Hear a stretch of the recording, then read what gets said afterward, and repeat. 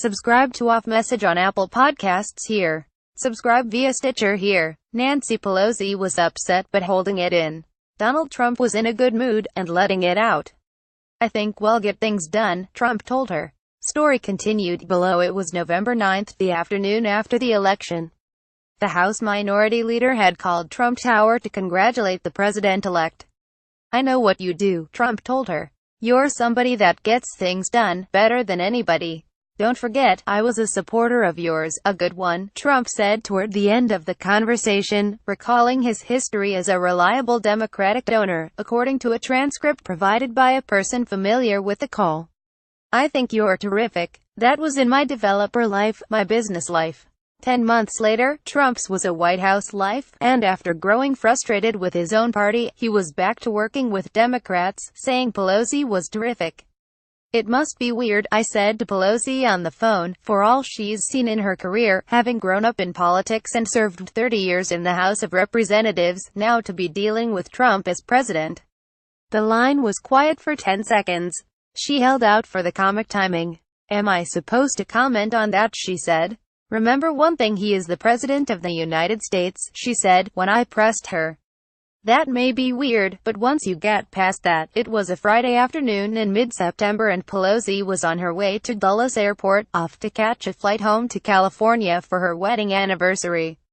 She was ahead of schedule, thanks to a much easier than expected vote on a major spending bill rolling together Hurricane Harvey relief funding, a 3-month extension on the debt ceiling, and a deal to keep the government funded, the Trump-Pelosi-Chuck Schumer deal, it was called. Two out-of-power Democrats, Pelosi and the Senate Minority Leader, had walked into the Oval Office that week and gotten the president to roll over on his own party's congressional leadership, all in a matter of hours. Pelosi had made sure she had every Democratic vote in the House to make up for the handful of Republicans, including 4 from Texas, where the hurricane hit, who were going to oppose the bill. The story Pelosi tells of how the agreement was struck is that, sitting on the couches in the Oval Office, she interrupted a monologue from Treasury Secretary Steven Mnuchin, turned to Trump and said that while Mnuchin may know business and finance, in Washington, the currency of the realm is votes. Republican leaders couldn't promise they would deliver their members. Pelosi knew she could deliver hers. She wasn't up for a debate, or a negotiation over how long to set the government funding deal for. It was a question of when they would agree. "We were in a no-lo situation," she told me. "Goodbye, call us when you have the votes." Not that we weren't courteous. Trump agreed. Pelosi and Schumer walked out with a handshake on their opening bid to make a deal for 3 months instead of 18, forcing the Republicans to confront the mess again in December, and without any concessions. Republicans were aghast. Democrats were confused, unaccustomed to the idea that they could win anymore. And the groundwork was laid for another dinner the following week, when the two Democratic leaders went over to the White House for Chinese food, and again walked out claiming victory, this time to preserve protections for Dreamers, immigrants brought to the United States illegally as minors. The White House initially denied the deal, though the president himself later backed it up. The media coverage in those 2 weeks was ecstatic, and the president, of course, was paying close attention. The morning after the debt ceiling deal, he called Pelosi to gloat about how great it looked on TV. "You and Chuck are getting raves," Trump said. "I would say your other 2 friends aren't doing as well as you," he added, referring to the congressional leadership in Trump's own party, House Speaker Paul Ryan and Senate Majority Leader Mitch McConnell. Soon afterward, Pelosi became maybe the only person in history who can rightly claim to have controlled Trump's Twitter feed on her suggestion. She said, Trump tapped out a reassurance to Dreamers that they shouldn't fear being deported. White House Press Secretary Sarah Huckabee Sanders did not respond to several emails for this story, or a request for the president to share his own thoughts about Pelosi. As it tends to go with Pelosi, however, the reaction in her own party was part revolt. Over the past year, the simmering resistance to the minority leader has blown up into regular calls for her to quit. For a growing faction of her caucus and beyond, she is the face of a Democratic Party that voters clearly don't want any more classically liberal, stuck in Washington forever, satisfied with doing the same thing. With this deal, critics, including the Congressional Hispanic Caucus, were anxious she would end up selling the Dreamers short by dealing with a president many in her party just want to destroy. Pelosi, for her part, was focused on the legislative win. "This isn't about friendship," she told me in another conversation this fall, sitting at the conference table in her office in the Capitol. "If the president comes to her with what she thinks is good policy on the debt ceiling or anything else, she'll sign on. He came our way," she says. "And that was important. It wasn't a compromise. It was, he came our way." As it also tends to go with Pelosi, the people who can't stand her refuse to give her credit. Right after news broke that Trump had taken the debt ceiling deal, one of the most reliable Pelosi haters in the conference sidled up to me to undercut her. "It wasn't Nancy. It was all Chuck," the member said. I relayed that comment to Pelosi as she was driving to Dulles, pleased that she had delivered every Democratic vote for the bill, as promised. "So sad," she said. "But whoever said that voted right today, and that's the only thing that matters." Nancy Pelosi is hated. She's a hero. She's the Democrats' secret weapon. She's the Republicans' favorite target. She's the best vote counter to walk the halls of the Capitol in modern history and a critical force in her party's successes. She takes more credit than many in her own party think she deserves. She may be the only person on earth who could get the 194 members of her conference some actual wins, with Trump in the White House and Republican control of Congress, but her colleagues are already preparing to blame her for not taking back control of the House in 2018. Watch Pelosi work the room in a meeting of her members, they say, and yeah, we'll get it. She knows everything about all of them, from children to legislative pressure points.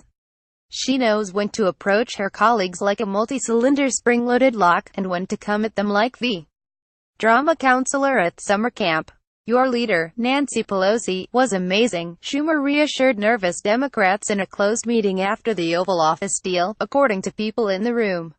She was throwing shade at Speaker Ryan. You got the votes, and he couldn't say anything." The Democratic Party is in a rolling existential crisis, with no real power in Washington, the prospect of very rough midterm elections despite the president's unpopularity, and a massive, discombobulated 2020 presidential field that's like an Egan-Schiele portrait of the left's divisions and lack of leadership. Yet the one veteran with a proven track record of wins in Congress and in campaigns is the one they're always talking about dumping. Junior House Democrats, who make up many of the rebels in the caucus, joke that the only downside of possibly winning the majority next year is that Pelosi, who is 77, would almost certainly stick around, and have a pretty solid case for being Speaker again. "A lot of our members say, you've got to stay because you're the master legislator," Pelosi says. "Self-promotion is a terrible thing, but clearly somebody has to do it. And I guess I haven't done it enough." Polarizing as Pelosi may be, if one thing became clear in the weeks I spent talking to her and dozens of allies and detractors in Congress for this story, it's this: she's not going anywhere, and doesn't really care about the complaints. She insists her priority is winning in 2018. "That is it. I've been Speaker. I've been there. I've done that. I want the Democrats to win," she tells me, arguing that her party is in excellent shape, given Trump's approval ratings, the Democrats' own recruitment, and the historically poor performance of a president's own party in the midterms. To the members of her own conference who are worried about her sticking around, she smacks back, "A lot of our members say, you've got to stay because you're the master legislator. And you know the budget better than anybody. You have a following in the country that can get us the resources to win. Self-promotion is a terrible thing, but clearly somebody has to do it. And I guess I haven't done it enough." She stops herself. Enough talking about the gripers. She is resting comfortably, she says, on the continued support of most House Democrats. She had predicted two-thirds would support her run for another term as minority leader last November in the face of the most serious challenge she had ever faced, and ended up just about on the nose with 134 votes, 68%. Among the American public, Pelosi is actually more popular than the Republican leaders, which is not to say she's popular. She has a 28% approval rating overall and a 56% approval rating among Democrats, according to Economist.gov numbers from the end of September. Who could replace Pelosi as the minority leader faces criticism from fellow Democrats. A handful of up-and-comers and her number two are being floated as possible successors. Top row, from left Joe Crowley, NY Hakeem Jeffries, NY Carrie Bustos, Hill. Bottom row, from left Linda Sanchez, Califf. Joe Kennedy, Mass. Steny Hoyer, MD. APM Scott Mahaski Politico Getty Images. 4 Republican operatives and consultants, meanwhile, are happy for her to stay right where she is. Leading up to the midterms, they are preparing to add tens of millions of dollars to the hundreds of millions they have already spent over the years attacking Pelosi as a caricature of a far-left coastal Democrat. The House Republicans' campaign arm, the National Republican Congressional Committee, has polling that shows Pelosi to be the most negative name to tag a Democratic candidate to, more so than Barack Obama. In the Georgia special House election in June, Republicans spent $5 million just on the ads and mailers featuring her, and won. She was just speaker, and we can remind them of what happened. Steve Stivers, the Ohio congressman and NRCC chairman, told me, like there was no topic in the world he would rather discuss. The word just, I pointed out to him, might be a stretch. It's been 7 years. But given Republicans' worries about their inability to repeal Obamacare and reform the tax code, Stivers says it's better to scare voters with what could happen if they lose the House. In most people's minds, because they remember, she has a view of the world, and I don't have to remind them of it, he says. That leaves some Democratic candidates afraid to associate too closely with her. Brad Ashford, the former Nebraska congressman who is running again for the seat he lost last year, says he has already been asked about his connection to the minority leader. To have her come here would not be consistent with the campaign I'm running, he says, stressing that he is trying to connect with the political mood of the moment and be seen as independent-minded. Plus, he predicted, she would face protesters. Click here to subscribe for the podcast, including Nancy Pelosi's story about the time she ditched her school's Model UN club to sit next to Senator John F. Kennedy at dinner. Across competitive races, the question of whether Democratic candidates would support Pelosi for leader again comes up all the time, says one member of Congress who has been talking with battleground state recruits. Every single one of them has asked me, what do we do with the Nancy problem? The nightmare scenario a number of House Democrats sketched out to me is winning 10, 15, even 20 seats in an anti-Trump wave but falling short in enough districts where Pelosi could justifiably be cited as the reason the House stayed in Republican hands. An even worse possibility, they say, is if Democrats win the majority and Pelosi becomes Speaker, but faces so much backlash that the Republicans win back the House in 2020 and Trump gets re-elected along the way. Does she want us to win the majority so she can be Speaker again for 2 years, or does she want to plan for the future so that we can have a sustained majority, asks one Democratic member. Talk of her stepping down early has dissipated, replaced with a new push. She and the rest of the aging House leadership should announce that they will pass the baton next year, no matter what happens in the elections. We all have a peak, and then we all then go over the hill. That doesn't mean we should discontinue, but we have to realize, says former California Governor Arnold Schwarzenegger, a Republican who lived through his own battles with Pelosi a decade ago. She has reached her peak. Pelosi has heard it all. I say to my colleagues, you cannot let the opponents choose your leaders, she tells me. You know, they're saying, you're from San Francisco. You're too liberal. You're this. LGBTQ. You passed the Affordable Care Act. And they painted you the way that they did. And I said, and that's a reason for me to step aside now. I'm very proud of the Affordable Care Act, and I'm very proud of my district.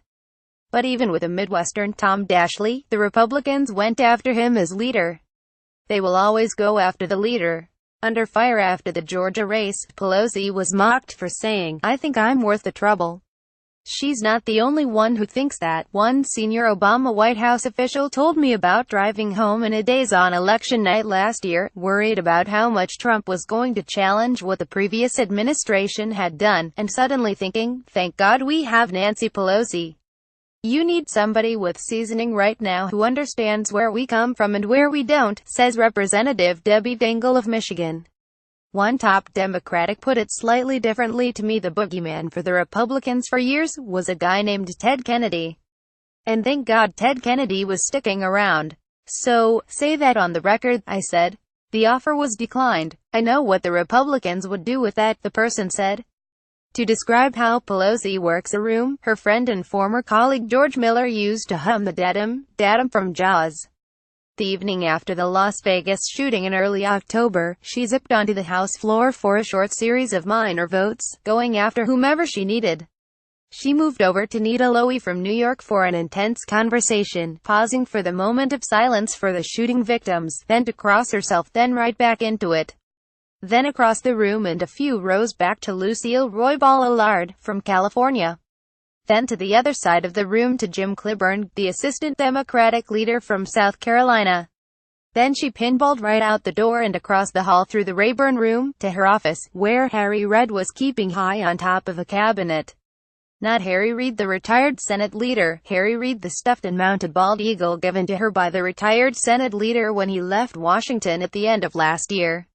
Back when it was in Reid's office, the eagle was named Sparky, because its untimely demise came from flying into some power lines. Reid had to present paperwork certifying Sparky's cause of death to prove he hadn't killed an endangered animal. Looking up at the eagle prompts Pelosi to tell a story about a man hauled before a judge for roasting a condor but let off because he was feeding his family, though not before the judge asked him what it tasted like. Somewhere between a bald eagle and a baby seal, she says, only then letting a smile creep in to show that this was all a joke. Make sure my humor makes it into print, she says. Pelosi has a deep history in the halls of Congress, but she's confronting her, and her party's, shakiest moment without many of the people she has known and worked with best. The inner circle she came up with in Washington is, for the most part, either retired or dead. George Miller, for instance, or John Murtha, the ex-Marine from Pennsylvania who would have seemed to have nothing in common with Pelosi but helped clear her way to the top. Elected to Congress in 1987, she became the first female minority leader, then the first female Speaker of the House 10 years ago, and it doesn't look likely that another woman will lead either chamber or either party anytime soon. By modern Washington standards, she was part of an astonishingly effective machine.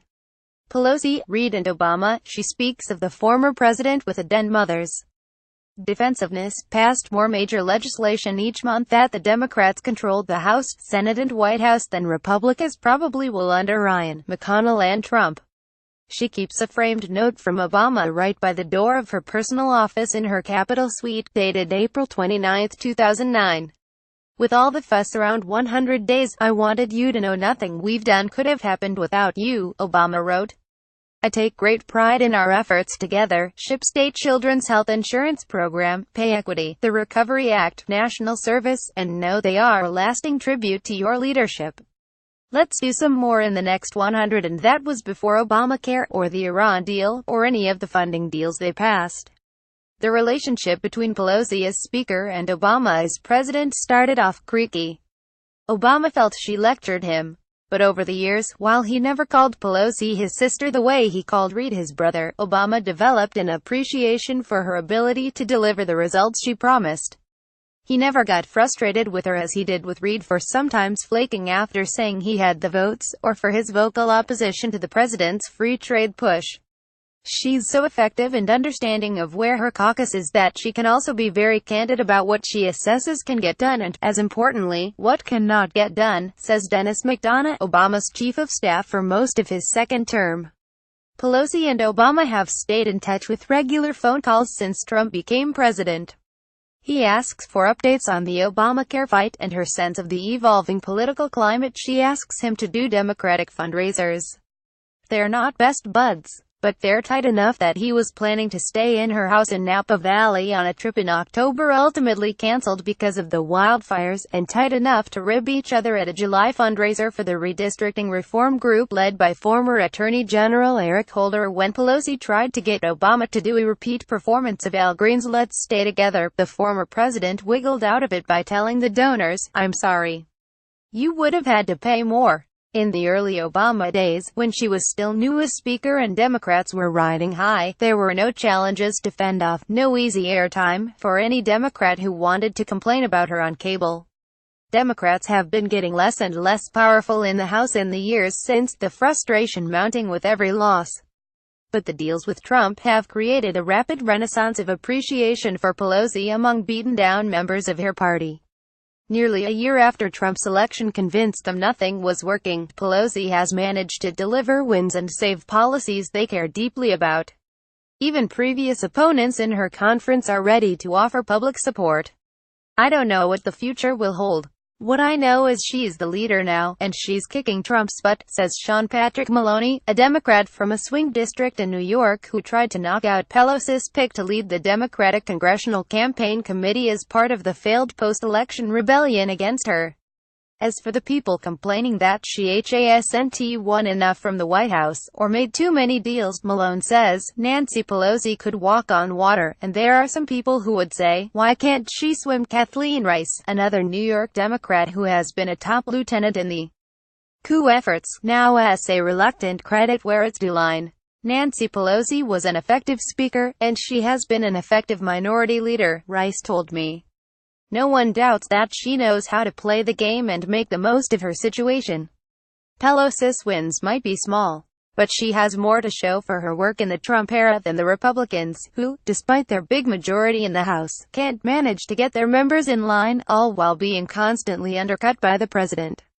She doesn't curse, in public or in private. She likes to throw in expressions like stinkeroo, and shall we say, followed by some diplomatic phrasing she makes heavy with air quotes, but one of her favorite expressions for dismissing an opponent's incompetence is, he couldn't organize a Tucker funeral.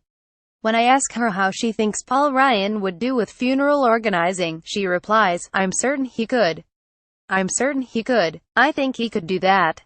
Later, though, she comes back to the topic, remembering with morbid amusement the afternoon in March when Ryan scrapped the first big Obamacare repeal vote at the last minute. She says she knew Republicans would fail when they announced the vote would take place on the anniversary of Obamacare's passing. You don't call a vote because of symbolism, she says, with the kind of tone an NBA player would use to explain what a jump shot is. You call a vote when you have the votes, like she did, back when she was twisting arms down to the wire the night she made sure the Democrats would pass Obamacare in the first place. In those tense final hours before Ryan made his decision, reporters and photographers were piling up in front of his office, waiting for news, a signal, at least a new sighting of the speaker rushing out to his next meeting. A 9-year-old boy ambled over, in slacks and a blazer. It's not going to pass, the boy announced to the crowd. He doesn't have the votes. Who was that kid? Some of the reporters started asking each other. Oh, one of them said that was Pelosi's grandson. On a shelf behind her secretary's desk, Pelosi keeps a big white binder. The cover is an all-text printout: votes to repeal or undermine the Affordable Care Act, January 2011 through July 2017. Pelosi likes to page through it, reminding herself, keeping track. Who's been dependable, whom she has to out for, who might be wobbly, who might have crossed her. She has a list of votes about herself, among her own conference, but she keeps that one in her head. After the election, Representative Tim Ryan of Ohio tapped into the widespread Democratic panic that they had lost moderates, and working-class white voters, and those looking for Washington to change, and anyone who felt the leadership had gotten too old and out of touch by leading a coup attempt against Pelosi. In the days after Trump won, when Pelosi was already talking about how well the Democrats would do in 2018, many of her colleagues were talking about how she had consolidated power among a shrinking, long-ago gray generation of leaders and, out of jealousy or self-preservation or carelessness, done little to elevate newer members. One member of Congress who has been talking with battleground state recruits says, every single one of them has asked me, what do we do with the Nancy problem? There were other complaints, too. Outside vote counting, Pelosi's great fame is as a fundraiser known for gently and not so gently working donors. She says she has raised more than $600 million for Democrats since joining the leadership in 2002. But her critics look at that number and see overblown, fuzzy math calculated on a mystical abacus only she has access to. Early this year, Maloney launched an audit of the DCCC, scrutinizing where the money was coming in from, and to whom it was being paid out. The summary report he produced in April put leadership so on edge that the document is available for viewing only by members of Congress and their chiefs of staff, by appointment, in a room at DCCC headquarters. Pelosi is credited with nearly all the money that came in from individual donors in 2016. But, according to presentations Maloney conducted for members, individual donors are just 18% of the DCCC's fundraising. Larger shares come from fundraising 37% and direct marketing by mail and phone 20%, which makes some members think Pelosi's relationships don't matter a whole lot. Pretty much any Democratic leader would raise as much, they say, without having all the baggage she does. On top of that, in separate, privately circulated DCCC documents, Pelosi is listed as having raised $110 million in the 2016 cycle. But people familiar with the documents say that while she is a massive fundraiser, that number is inflated. It includes funds that are accounted for elsewhere, such as fundraisers organized by other members that Pelosi attended, or emails sent by the DCCC bearing her name.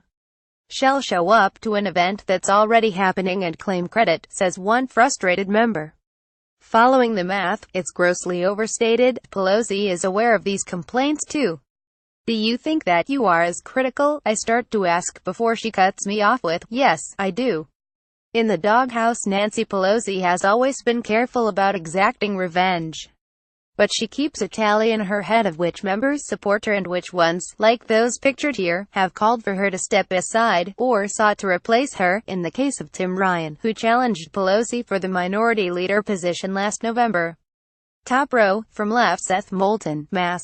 Ruben Gallego, Aries. Bottom row Tim Ryan, Ohio. Kathleen Rice, NYAP. Getty Images. She claims credit for creating much of the infrastructure that makes all this fundraising possible, and argues that her leadership of the California Democratic Party before she ran for Congress has a lot to do with the big donor money from the West Coast and beyond that keeps pouring in.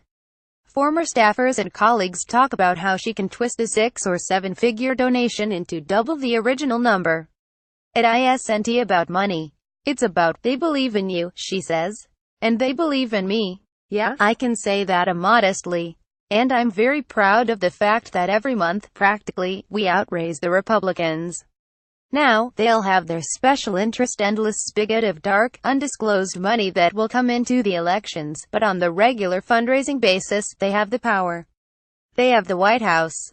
They have the Senate. They have the House. They have the Speaker's gavel. They have set the agenda, and we beat them every month. Pelosi's Democratic opponents, for the moment, have retreated, seemingly more interested in how leading the charge against her has boosted their own profiles than in explaining their opposition. Tim Ryan has started visiting Iowa, flirting with talk of a 2020 White House run rooted in standing up for the lost white voters in America's middle. But for this article, he declined to answer any questions about Pelosi. Asked why, given how much the congressman has had to say in the past, Ryan's spokesman declined comment. For months, Seth Moulton, the ambitious former Marine from Massachusetts, has been telling big donors how great he thinks Joe Kennedy III would be as the new House leader, which some see as a way to nudge his in-state rival out of the way should Moulton want to run for governor or Senate. After the Georgia loss, when Moulton convened a not-so-secret session with around 24 members who had been griping about Pelosi, I tried for a week to get him to explain his position. His office told me he didn't have time. For this article, I gave Moulton's staff a 3-week window.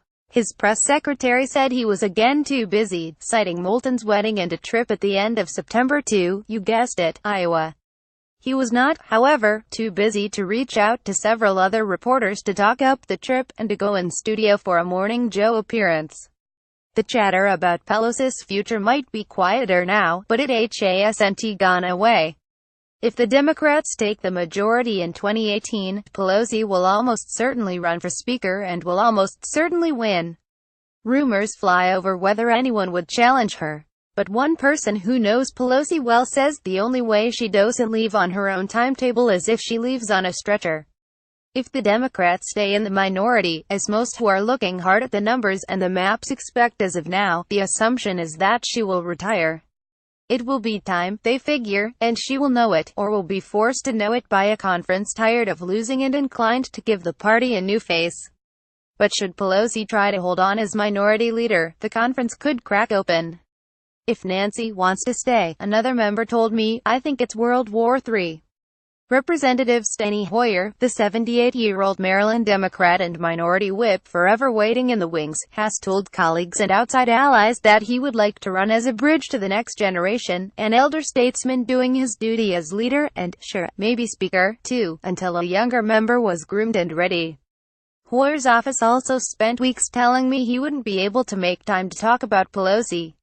Joe Crowley, the New York representative who chairs the Democratic caucus, is making moves of his own, and colleagues are talking him up.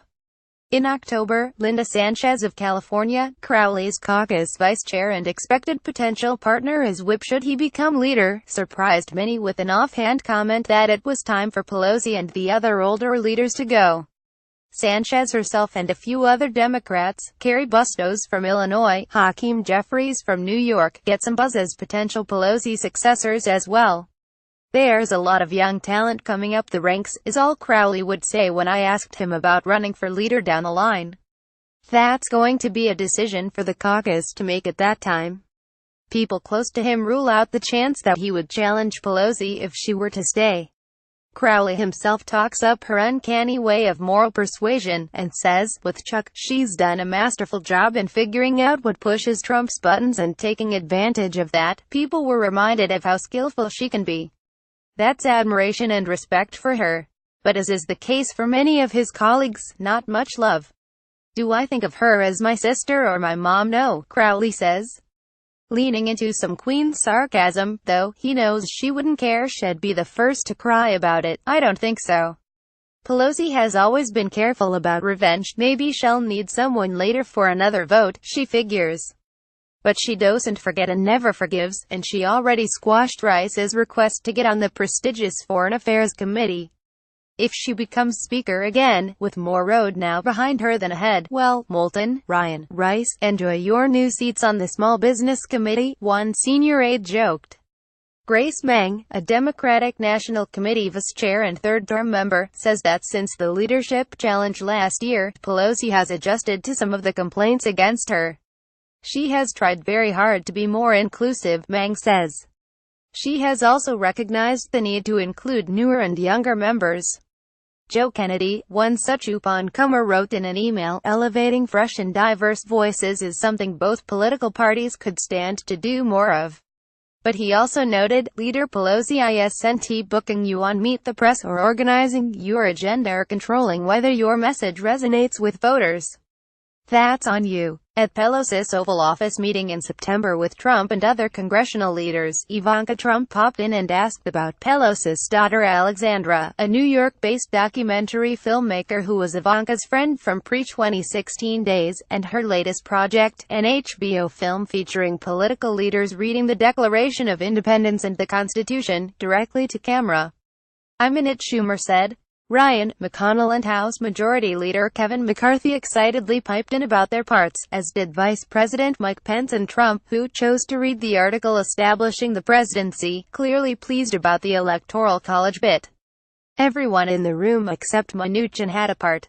Pelosi read the section establishing the Speaker of the House, though she says that was her daughter's choice. The first time Pelosi was in the Oval Office, in 1961, she was the daughter visiting as a guest.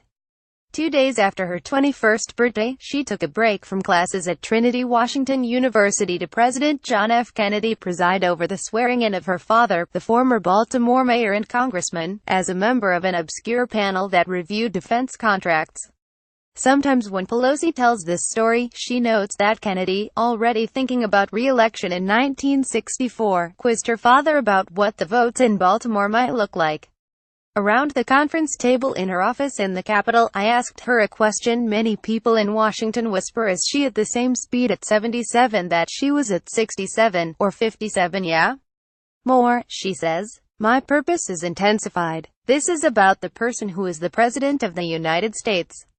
If we can find common ground, then we will. Everything is its own discussion. It doesn't anoint anybody in any way. It just says, we were able to come to terms with something. Pelosi has said she is sticking around to protect Obamacare and to ensure that a woman is represented at the table. Sexism, she says, is all over government, and she still tells female recruits, nothing is more wholesome to our political system of government than the increased participation and leadership of women. More than that, she insists she's fine taking all the attacks if it means any wins in a war she thinks. Many of her colleagues, for all their anti-Trump energy, still don't know how to wage She is doing it in conversations on the floor and in private caucus meetings, but also behind the scenes, working governors, pushing them to lean on Republican senators she can't get to directly. Nor is she concerned how it will look to be dealing with Trump, given that Republicans continue to attack Democratic candidates for working with her. Stivers, the NRCC campaign chair, doesn't think the Trump deals make her any less of a potent target, and he insists there won't be more Trump-Pelosi-Schumer deals to have to navigate around. I asked him if that's because he has relayed to the White House that dealing with Pelosi might not be helpful to the Republican cause in 2018. I haven't had to, he said. They've figured it out themselves. In her office, Pelosi has pictures of what she calls my three presidents. There's the one of her with JFK in the Oval, and another when she met him at a dinner a few years earlier in Baltimore. There's one with George H.W. Bush and his family at a charity event a few years ago, and then one of her looking off into the distance with Obama at a bicentennial event for Abraham Lincoln. I ask Pelosi if a photo with Trump would make the wall. She answers immediately, hey, no, but she's also not looking to toss him out before the next election. Democrats who are hoping to take back the House and right away impeach Trump, she says, are getting it wrong. I'm about unifying the country. If the president breaks the law, that's another story, she says. In terms of the president's behavior and his adherence to law, that's what we'll have to see as he proceeds as president. She points out that Democrats never moved to impeach George W. Bush when they had the majority during the Iraq War. As for whether she sees a case to be made against Trump, she says, I'm not going to that place. What about what she has seen from Trump since she started making deals with him? The attacks on the NFL, the ranting about Puerto Rico, taunting Kim Jong-un like they were in a reality TV feud. Does it make her regret working with him? Whatever he's said since then is no worse than what he said before, during the campaign and the rest, about immigrants, about women, she says. This is about the person who is the President of the United States. If we can find common ground, then we will. Everything is its own discussion. It doesn't anoint anybody in any way. It just says, we were able to come to terms with something. Pelosi is expecting a lot of somethings by the end of the year, including Trump doing what she wants, and what she thinks the situation will force him to do, on the debt ceiling, the budget, and the Dreamers. Even as she slammed the president in October for pulling the federal government's Obamacare subsidy, among other things, she is confident she can get him where she wants. That's the plan, she says. He won the election, but we won every fight. They may have the votes, but we've won every fight. Edward Isaac Dovere is chief Washington correspondent at Politico.